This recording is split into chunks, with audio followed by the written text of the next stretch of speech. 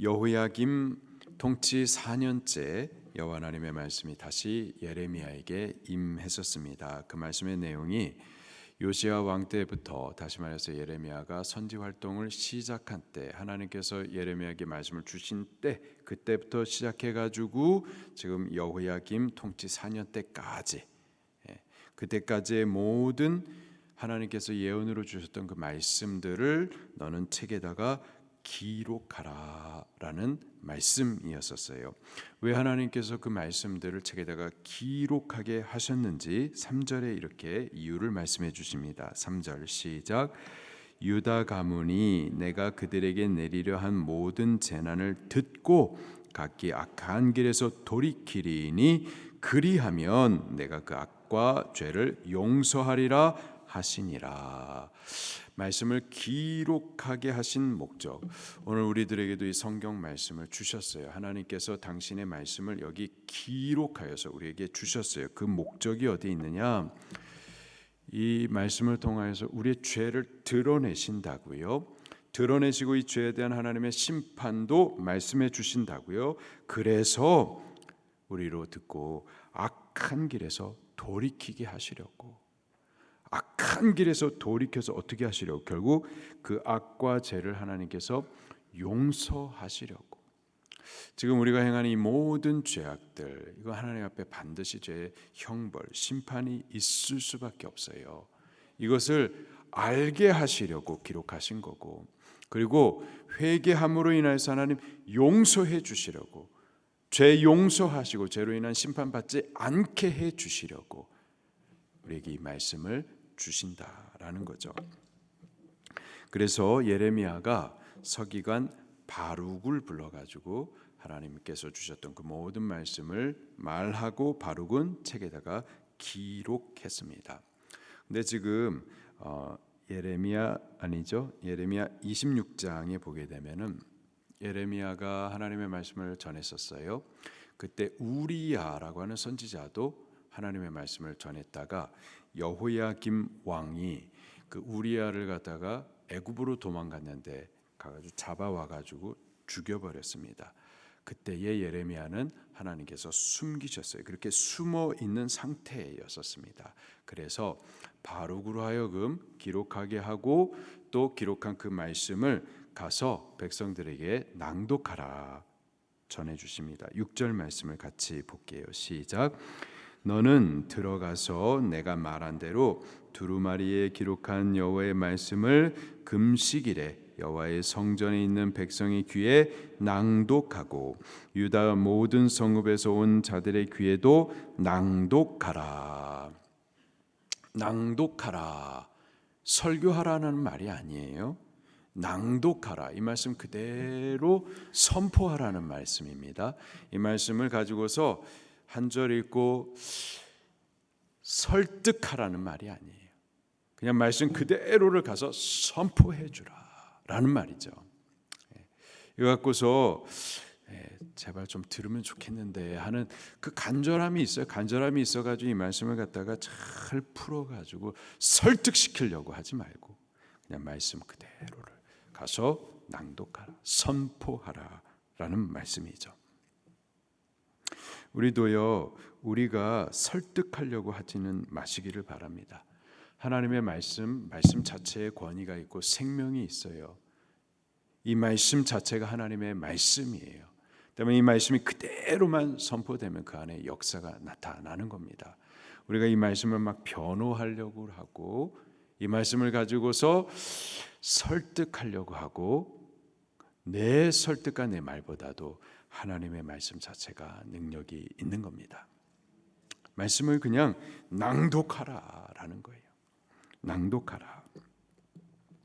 그래서 그 말씀을 가지고서 이제 낭독했었습니다. 낭독했던 때가 여호야김 통치 5년째 되던 해였었습니다. 9절 말씀에 보니까 유다의 요시야 왕의 아들 여호야김 제5년 9월에 그때 이제 바룩이 가서 하나님의 말씀을 선포해 주었었습니다.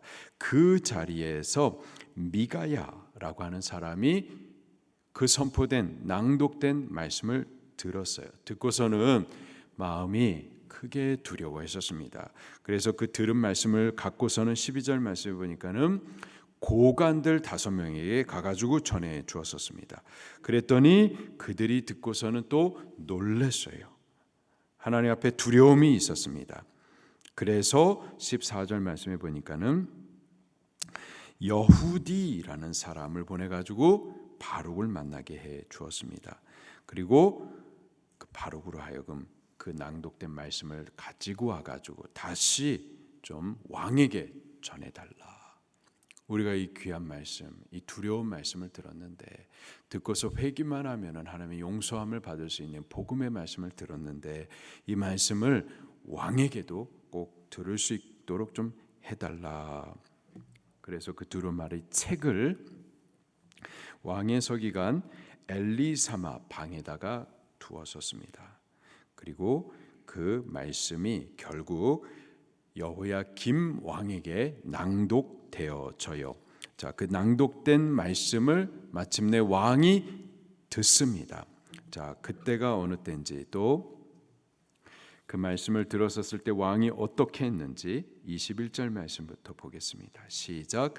왕이 여후디를 보내어 두루마리를 가져오게 하매 여후디가 서기관 엘리사마의 방에서 가져다가 왕과 왕의 곁에 선 모든 고관의 귀에 낭독하니 그때는 9째 달이라 왕이 겨울 궁전에 앉았고 그 앞에는 불 피운 화로가 있더라. 여후디가 서너 쪽을 낭독하면 왕이 칼로 그것을 연하여 베어 화로불에 던져서 두루마리를 모두 태웠더라. 듣기 싫었던 거예요. 죄에 대해서 말하니까 듣기 싫었던 거예요. 죄에 대한 심판을 말하니까 더 듣기 싫었던 거예요. 그래서 그 말씀을 갖다 듣기 싫다고 칼로 잘라가지고는 앞에 있는 화로에다가 집어넣어서 불태워버린 거죠. 듣기 싫다고 불태워버렸어요. 그 말씀을 들을 때 24절에 보니까 왕과 그 신하들이 그 말씀을 듣고도 두려워하지 않습니다. 자기들의 옷을 찢지 않아요. 회개하지 않았었던 거예요. 그때에 처음 이 말씀을 듣고서 두려움을 갖고 있어서 왕에게도 이 말씀을 좀 전해달라고 했었던 그 고관들이 왕을 막 만류합니다. 그런데도 개의치 않아요.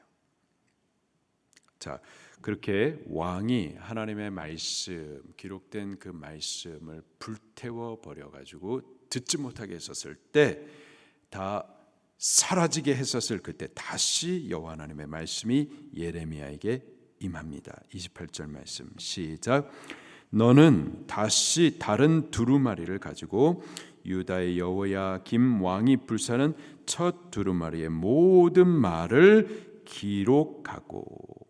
우리가 하나님의 말씀 듣기 싫다고 그래가지고 불태워버리면 하나님의 말씀이 사라지는 걸까요? 그렇지 않아요. 내가 불태운 거는 사라지겠지만 하나님의 말씀이 사라지는 것은 아니죠. 다시 기록하라. 그리고 거기에 덧붙여가지고 여호야김 왕에 대하여서도 또 기록하게 하십니다. 29절 시작. 30절 말씀입니다. 시작. 여호와께서 유다의 왕 여호야김에 대하여 이와 같이 말씀하시니라.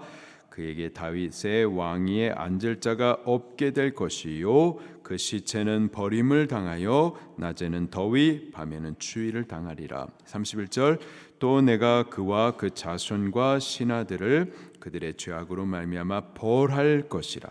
내가 일찍이 그들과 예루살렘 주민과 유다 사람에게 모든 재난을 내리라 선포하였으나 그들이 듣지 아니하였느니라. 32절 이에 예레미야가 다른 두루마리를 가져다가 네리야의 아들 서기관 바룩에게 주매 그가 유다의 여호야김 왕이 불사는 책의 모든 말을 예레미야가 전하는 대로 기록하고 그 외에도 그가 같은 말을 많이 더 하였더라.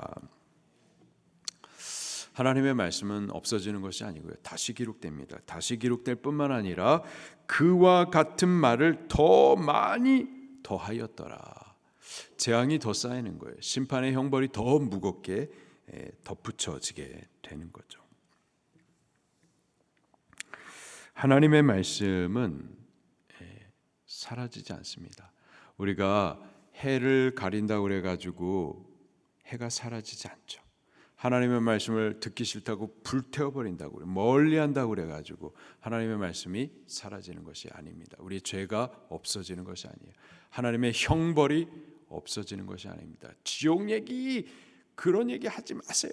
왜 애들한테 겁줘요? 그래서 그런 얘기 안 한다고 해서 지옥이 없어지는 것 아니에요. 우리는 하나님의 말씀을 들으셔야 됩니다.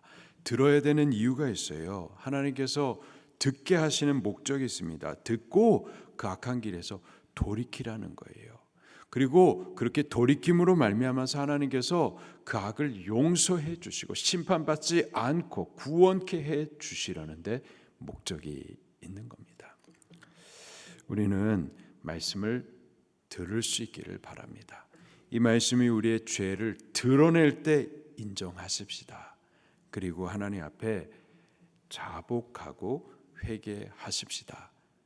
그래서 하나님의 죄 용서함의 은혜, 죄로부터의 구원의 은혜를 우리는 누릴 수 있기를 예수님 이름으로 축원합니다.